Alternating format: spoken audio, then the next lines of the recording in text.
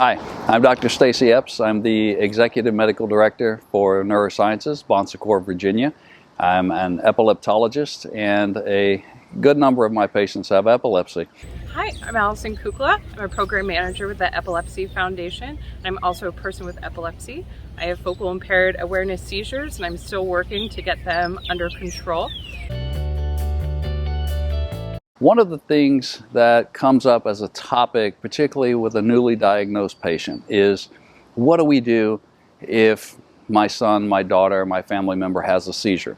How do we handle that at home? Do we have to go to the emergency room? What do we do?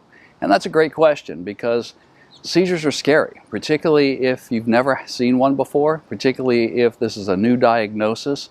And so the first thing we think about is seizure safety, right? Keeping that patient safe. If the patient starts to have a seizure, the first thing, never, ever, ever put anything in the patient's mouth. That is an old wives' tale. You still see that on television. You see it in movies. I even still have patients who come in and their family member says, I put a spoon in his mouth. Never, ever, ever put a spoon or anything in a patient's mouth during a seizure. You want to keep the patient safe.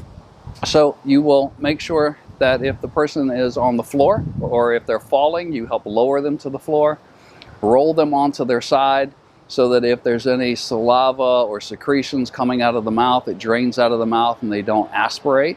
Move any objects away from the patient. If there is a big coffee table right next to the patient and they're shaking, move that away. Put something under the patient's head if their head is bobbing to protect it from hitting the floor.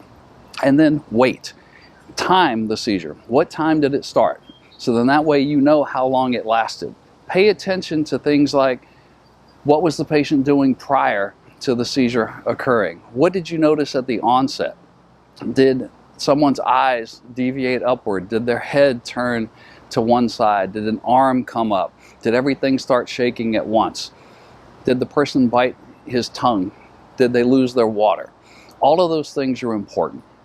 So keeping the person safe, not putting anything in the mouth, taking note of details that happened during the seizure and even before the seizure, and timing the seizure, all important things. The one thing that I've done in the past couple of years that's really helped me is to create a seizure action plan. It helps when I disclose about my epilepsy in workplaces, with friends and families, and especially it helps my husband know, what to do if a seizure happens. I didn't always have a seizure action plan. I didn't know it was something I should do. And, when I would have a seizure around people, it was, be really scary and chaotic and things like that because they didn't know what to do. And it was really, a scary situation for them. So I would encourage everyone with epilepsy to create a seizure action plan.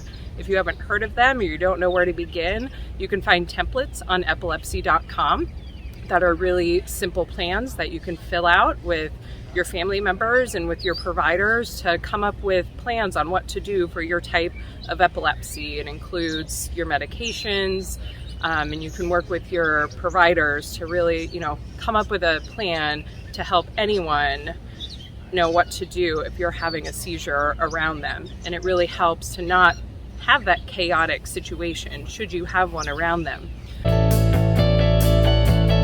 When do we need to go to the emergency room, right? So again, very scary. And there's a lot of discussion about when should we go to the ER. And certainly if this is a first-time seizure, you need to go to the emergency room. If this is a patient who has known seizures, known epilepsy, then you don't necessarily need to go to the emergency department unless the patient hurts himself. There's a fall, or during the seizure there's a shoulder dislocation, or there's some type of injury. Certainly, yes, emergency room, call 911. If the patient has a prolonged seizure, meaning the seizure lasts for 5 minutes or longer, call 911. If the patient has recurrent seizures before they return to their baseline, so patient has a seizure, does not wake up completely, has another seizure, those are times where you need to go to the emergency department. Now, some people have clusters of seizures, meaning they'll have a time where they'll have several seizures occurring in a small period of time. Over the course of a day, maybe they'll start to cluster and have 3 or 4 in an hour. They're returning back to the baseline, but then they have these seizures. The nice thing about modern anti-seizure medicines is we now have what we call emergency drugs, or drugs that can be administered at home to help prevent people from having to go to the emergency department. Because what happens? You go to the emergency department, it's scary, it's costly, and basically people end up getting some tests that they don't need to get done, like a head CT, etc. So if you are newly diagnosed and you're going to have angst, right? You're going to be uncomfortable. And particularly in that early period when medication is first initiated and we don't know if we've got the right dose of medicine or not. We don't know how you're going to respond to medicine. So what I encourage people to do is let folks around you know that you have epilepsy or you've had seizure. You don't have to let your coworkers know. You don't have to let your employer know. And I'm not saying have everyone know your business.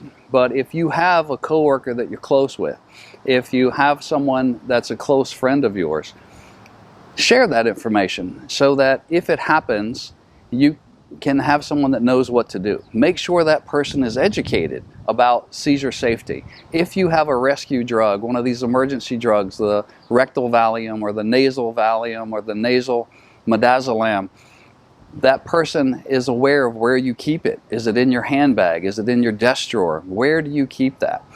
And make sure they know how to use it. Your physician can give you a demonstrator device for these medications that you actually can take home, and it doesn't have any drug in it, but you can practice and show people how to use it so then they're prepared if they ever need to use that. There was one time I was out with some friends at Panera having dinner, and someone ran into the restaurant and were like, someone's having a seizure, does anyone know what to do? And I was like, I do, because I was certified in Seizure First Aid. And so I went out there with a couple other people that were already out there trying to help this gentleman. And again, it was really, scary and chaotic for folks because it's, scary to see a seizure sometimes. And this other gentleman who was a doctor, we were helping this man, the police and EMT showed up, and it was really helpful since we knew what to do and we could help this gentleman. And we asked the police officer to turn his lights off in case that was, a trigger for the gentleman having the seizure. We were able to, stay with him, turn him, on his side and make sure he was okay until he came out of his seizure, and tell the EMT like what we had observed and helped him. And we were able to tell the other people that were there who wanted to know, like, what did you do? How did you know what to do?